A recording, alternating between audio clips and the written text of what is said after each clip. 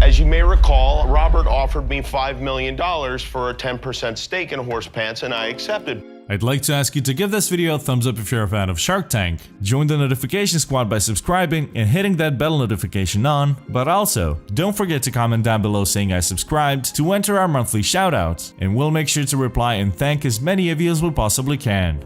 Hope you enjoyed the video. If you have a great business idea but lack the financial means to realize it, pitching the idea to a bunch of potential investors could help you find exactly what you need.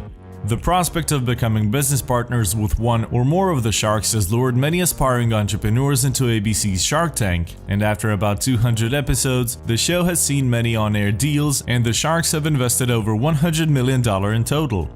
While a good idea along with facts and figures is certainly important, a unique pitch can surely help get the investors' attention, and although this show might not strike you as a particularly crazy one, there have definitely been a few bizarre moments since it first aired 9 years ago.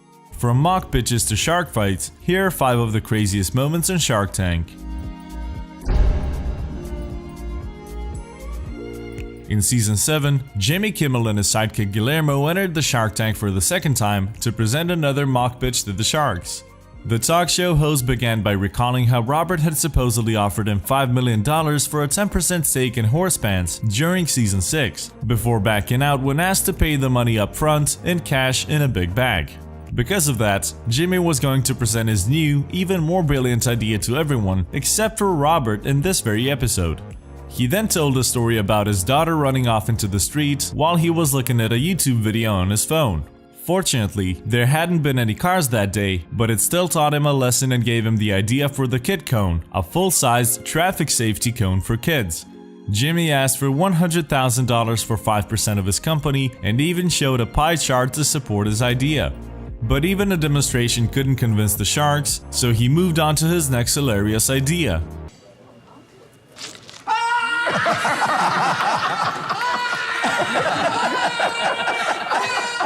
The "it's a lemon in a fish tank" means your fish comes with a lemon already, so that you avoid the risk of squirting lemon juice in your eye when trying to squirt it on the fish. None of the sharks wanted to invest in this idea either, so Jimmy presented his final idea. He started the pitch by saying that the doctors always tell us to eat more fruit, but we don't do it because the fruit is boring. That is, until now, as he came up with hats for fruits and was asking the ridiculous amount of $30 million. Introducing hats for fruit. Wow. How can this poor orange compare with a bag of Doritos? Because the sharks didn't want to invest in the hats either, Jimmy warned them that he'd be back but wouldn't sell anything to any of them next time. We certainly hope that he does come back to present more hilarious ideas at one point. In October 2015, young entrepreneurs Chelsea and Leanne came to the Shark Tank seeking a $150,000 investment in exchange for 10% of their lollyware business. The two had met at one of the most prestigious design schools in New York City and combined their passion about the environment and sustainability with their design skills to produce a disposable drinking cup that was not only 100% biodegradable, but also completely edible, or biogradable, as the tagline put it. The sharks loved the cup of the future that offers fun flavor combinations for both beverages and desserts, so much so that they didn't even let the girls answer all the questions before making the first offer. Robert Herjavec started things off by offering to put up the $600,000 the entrepreneurs were missing from their goal to raise $1 million. He wanted to team up with another shark to invest $600K, for which the entrepreneurs offered him 25% of the business, to which Mark Cuban suddenly said done. The sharks then started talking all at once, with the girls looking a little overwhelmed and trying to hear out every single one of the investors. At this point, the tables had turned, as the sharks were now the ones trying to impress the young entrepreneurs with their offers and their amount of money. As they wouldn't stop talking, the girls almost looked confused, and then a little relieved when Lori Greiner dropped out, since they now only had 4 sharks left to deal with. After this ridiculous brawl among the investors had gone on for a few minutes, Kevin O'Leary eventually summed up the options, and Chelsea and Leanne went home with Mark Cuban and Barbara Corcoran as new business partners, as well as 4 times as much money as they had come for, without having to give up too much of their business.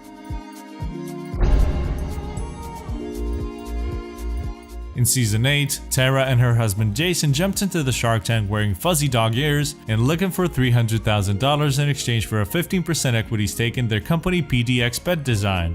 They introduced one of the craziest products to ever appear on the show, called Licky Brush, a tongue-shaped brush that you can use to finally lick your cat.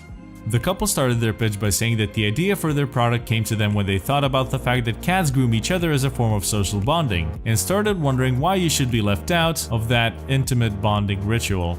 Thanks to Licky Brush, you won't have to be left out anymore and can just lick your cat like its mother would do. The sharks looked pretty skeptical, and Kevin O'Leary was hoping that Tara would not stick that into her mouth, but of course she did, in order to demonstrate how the product works. While Robert Herjavec thought they were joking, Damon John laughingly called them freaks.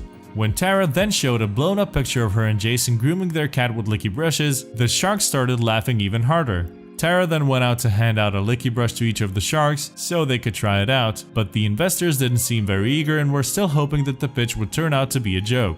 After Kevin O'Leary stated that Chestnut the cat that the couple had brought along was probably psychologically disturbed by now, the sharks got to test the product and they started talking numbers. Unfortunately, the investors were still not convinced, and Tara and Jason had to walk home without a deal.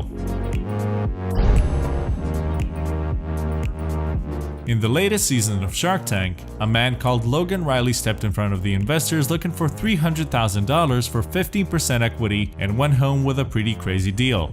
After introducing Rockblock, a portable, wireless, vinyl player with a rechargeable battery, a built-in speaker as well as Bluetooth connectivity for speakers or headphones, the sharks seemed pretty impressed. Yet Barbara Corcoran went out, stating that she thought it was too early for an investment, and Mark Cuban followed her, saying he was worried that there wasn't a big enough market.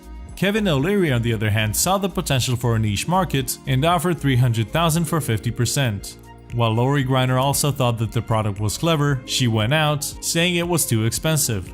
What happened next was pretty crazy and is certainly not something you see on the show very often. After saying that he loved the product and its beautiful design, Robert Herjavec stated that he thought Riley was a great guy who was ready to move on to the next big thing. For that reason, he offered him $500,000 for the whole company, along with a 2-year employment at a 6-figure contract with an additional royalty of $5 per unit going forward. Riley didn't have to think about it very long and immediately accepted the crazy deal, walking out of the Shark Tank really happy that he found one shark who understood that what he wanted most was to move on from Rockblock to create something new. Probably the craziest fight to ever happen between the sharks took place during Shark Tank's 6th season, when Damon and Lori decided to invest in Scully, an app that helps struggling students find scholarships.